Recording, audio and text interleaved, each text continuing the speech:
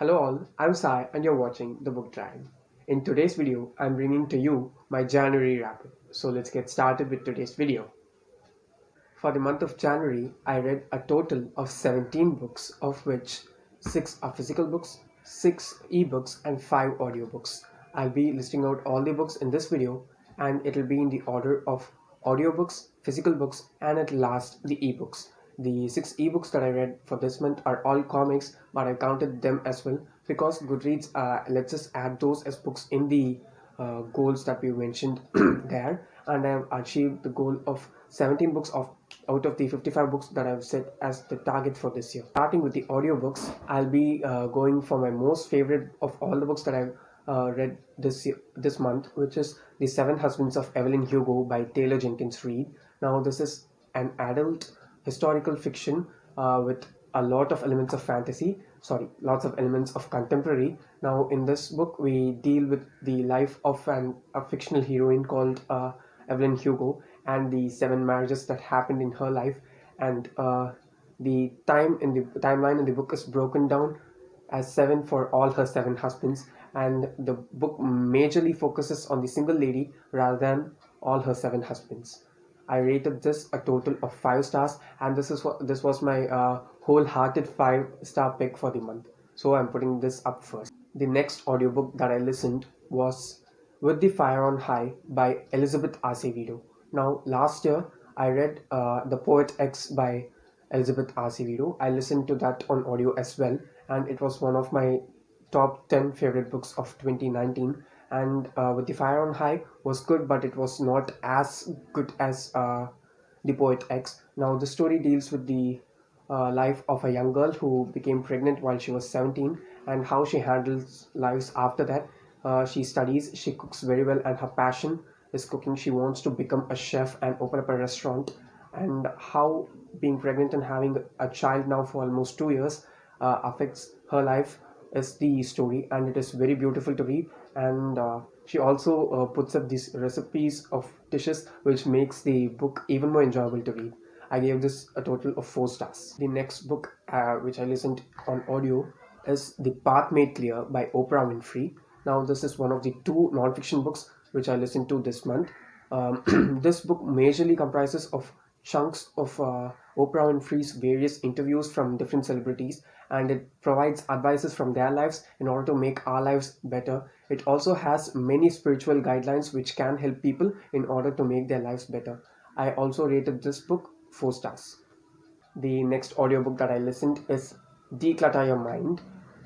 Now, this book helps us to remove unwanted thoughts from our head in order to make more room for creativity and imagination to bubble up in our mind. It suggests various ways which we can use in our daily life in order to make our mind even more stress free. And after reading this, after listening to this book, I should say I practiced certain things in my mind that was put out in the book, and it helped me a lot for the second half of the month in a very good way. So if you're looking out for a book which can help you increase your mental state, then go for Declutter Your Mind.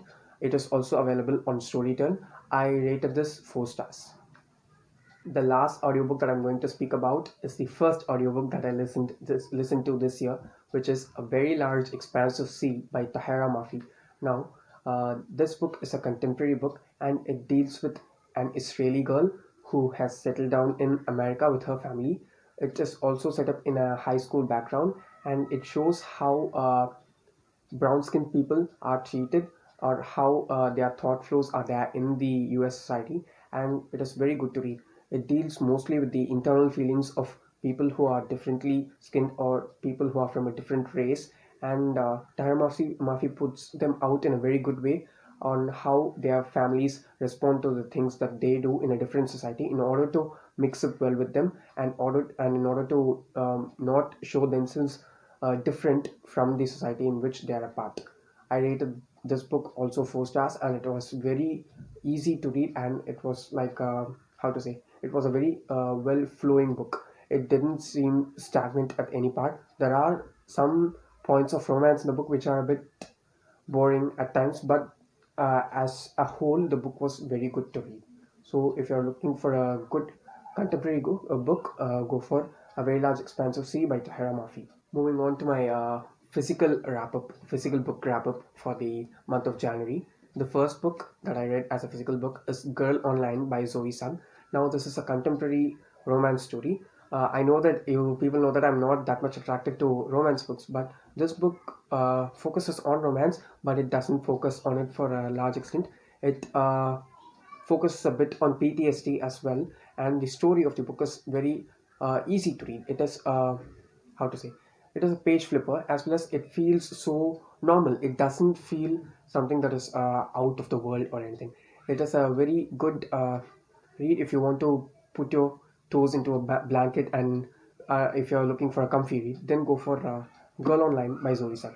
I rated this 5 stars, and this is my first 5-star book of the year. The next physical book in my wrap up is The Color of Magic by Terry Pratchett. Now, this is the first book in the Discworld series.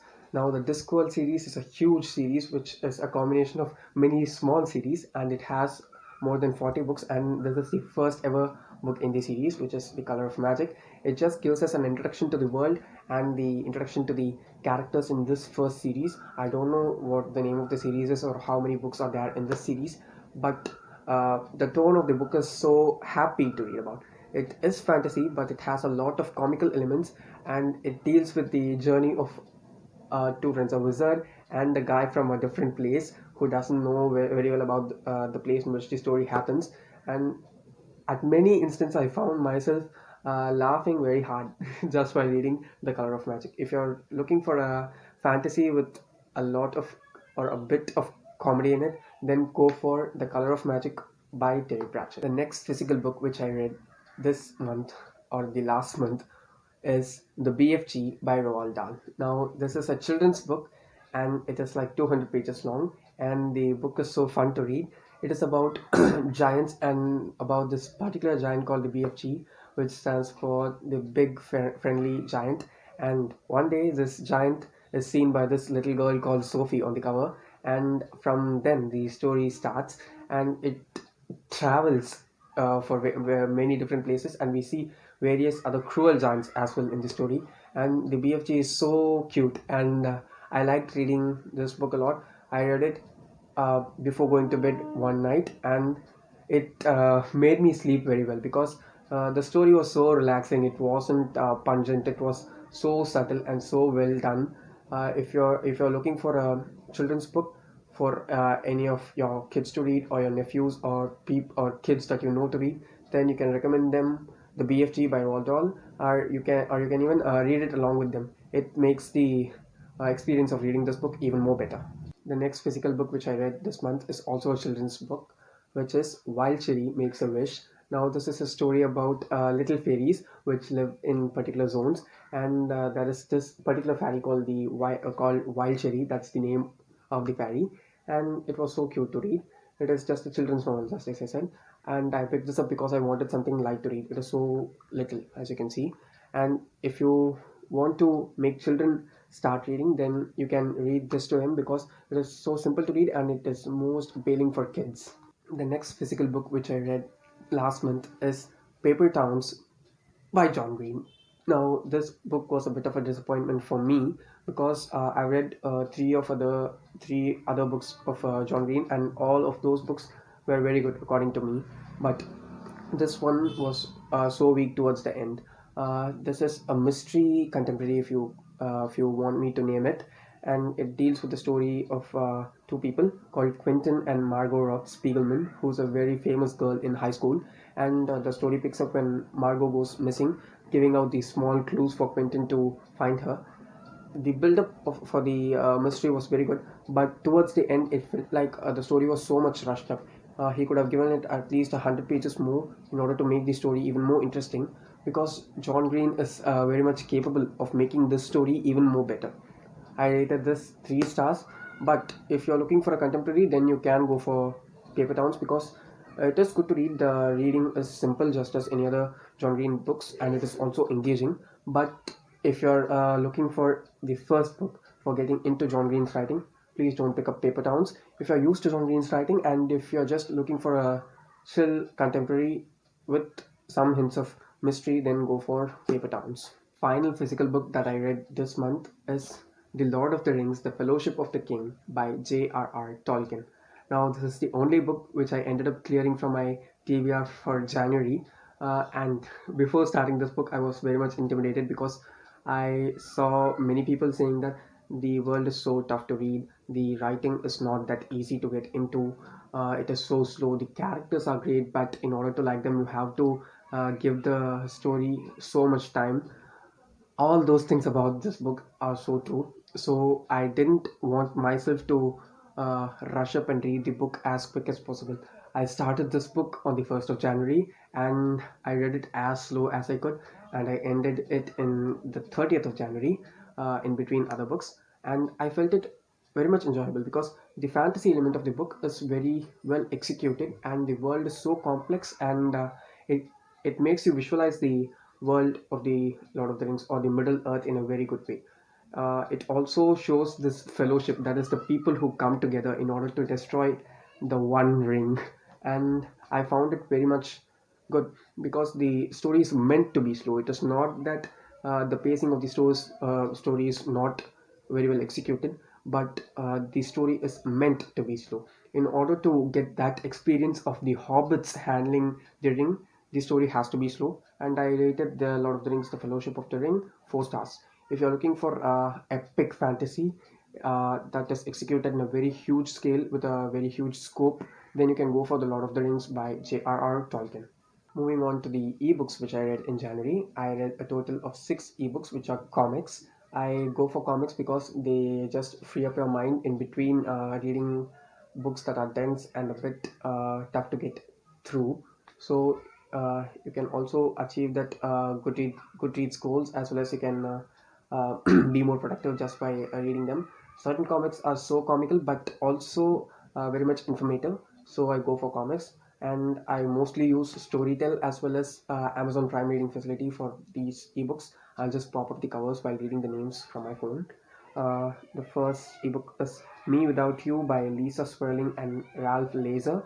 uh, Oh No by Alex Norris. This is a very cute, how to say, cute doodle kind of a comic book. And next, Loading Penguin Hugs by Jacqueline Shen. This was the only 5 star of all the comics that I read. It was so cute and it was so happy. It made me feel so happy while reading it. And next is Emotions Explained with Buff Dudes by Andrew Sayastin. This was also good, and it made me laugh at a lot of instances. I gave it 4 stars.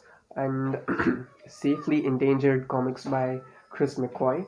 Um, this was also a small comic, and this was my first comic that I read in 2020.